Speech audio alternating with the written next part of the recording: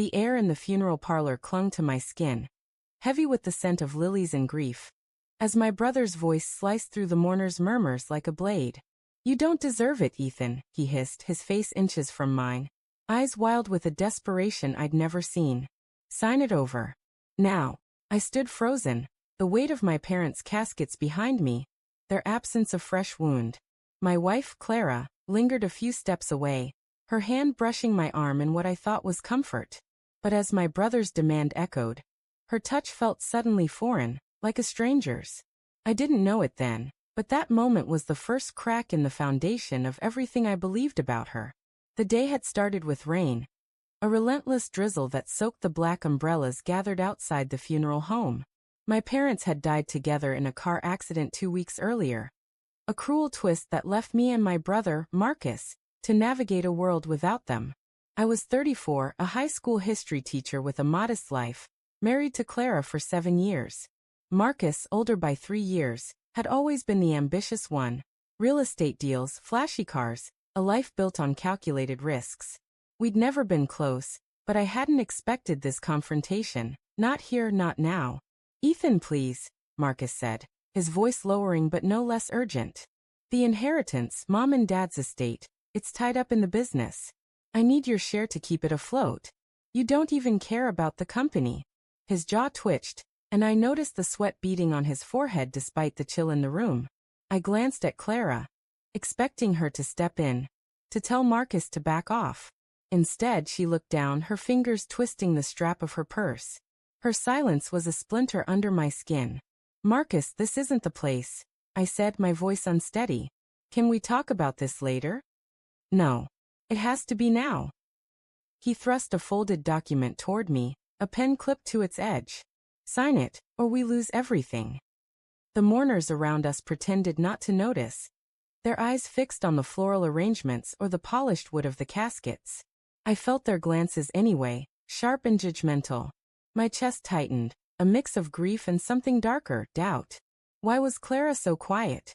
Why wasn't she at my side, her usual fierce self, ready to shield me from Marcus's aggression?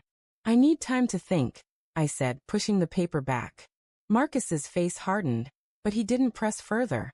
He turned and stalked toward the exit, leaving me with the weight of his words and Clara's unsettling stillness.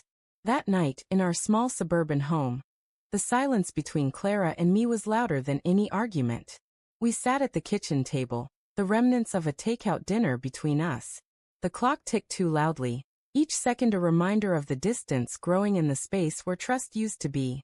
"Clara," I finally said, my voice barely above a whisper, "why didn't you say anything today? When Marcus cornered me, you just stood there." She looked up, her green eyes catching the dim light. For a moment, I saw the woman I'd fallen in love with, fierce, witty, the one who'd laughed with me over late-night coffee and held me through my insecurities. But her expression shifted, guarded, like a door quietly closing. "I didn't know what to say," she murmured. "It's your family, Ethan. I didn't want to interfere."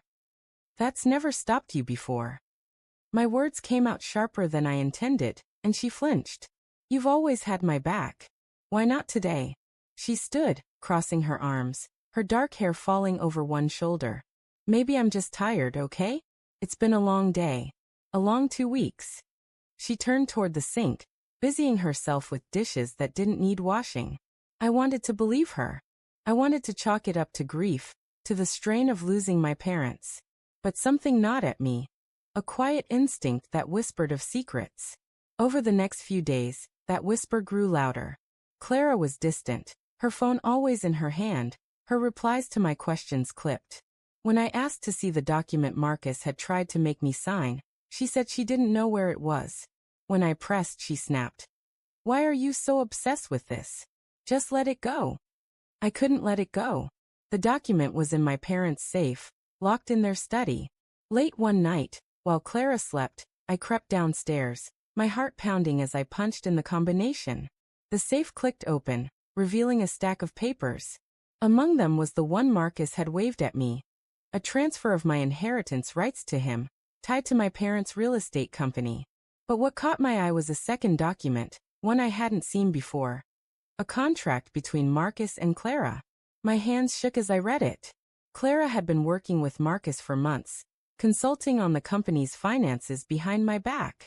She'd been paid a substantial sum, money that came from my parents' estate, money that should have been ours. The betrayal hit like a physical blow, stealing my breath. Clara, my Clara, had been scheming with my brother, siphoning off what was rightfully mine. I confronted her the next morning. She stood in our bedroom, still in her pajamas, her face pale as I held up the contract. "Explain this," I said, my voice breaking. "Tell me this isn't what it looks like." She opened her mouth, then closed it, tears welling in her eyes. "Ethan, I was going to tell you." "When?" I shouted, the sound raw and foreign. "After you and Marcus took everything? After you lied to my face for months?" "It wasn't like that," she said, stepping toward me. I backed away, the space between us a chasm. "Marcus came to me last year. The company was failing. He needed help and I thought I could fix it. For us." "For us?" I laughed, bitter and hollow.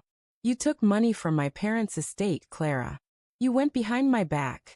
How is that for us?" "I didn't want to hurt you," she whispered, tears streaming down her face. "I thought if I could save the company, we'd all benefit. You'd get your share and—" "Stop." My voice was a blade, cutting through her words. "You chose Marcus over me. You chose money over me." The room felt too small, the walls closing in. I thought of our wedding day, her smile as she vowed to stand by me. I thought of the nights we'd spent dreaming of a future. Kids, a bigger house, a life built on trust. All of it crumbled now, ash in my hands. "I'm sorry," she sobbed, reaching for me. I stepped back, my heart a storm of rage and heartbreak. "Ethan, please. I love you." I wanted to believe her. God, I wanted to. But love couldn't undo the lies, couldn't rebuild the trust she'd shattered. "I need time," I said, my voice barely audible. "I need space." I left that day, staying with a friend, the weight of her betrayal a constant ache. Days turned into weeks, and I wrestled with what to do. Marcus called, offering apologies laced with excuses, but I ignored him. The inheritance was frozen, tied up in legal battles, but I didn't care about the money anymore. It was the loss of Clara, of us, that cut deepest. One evening, as I sat alone in my friend's guest room, Clara texted me a single line. "I never meant to break us." I stared at it, my thumb hovering over the reply button. Part of me wanted to run back, to forgive her, to believe we could salvage something from the wreckage. But another part, the part that had seen her silence at the funeral, the part that had read the contract, knew better. I didn't reply. Instead, I deleted her message, my finger trembling as I did. The rain started again outside, a soft patter against the window, and I let myself cry, for my parents, for the brother I'd never truly known, and for the wife who'd become a stranger. The future was uncertain. A blank page I'd have to write alone. But in that moment, I chose myself, my heart too broken to trust again.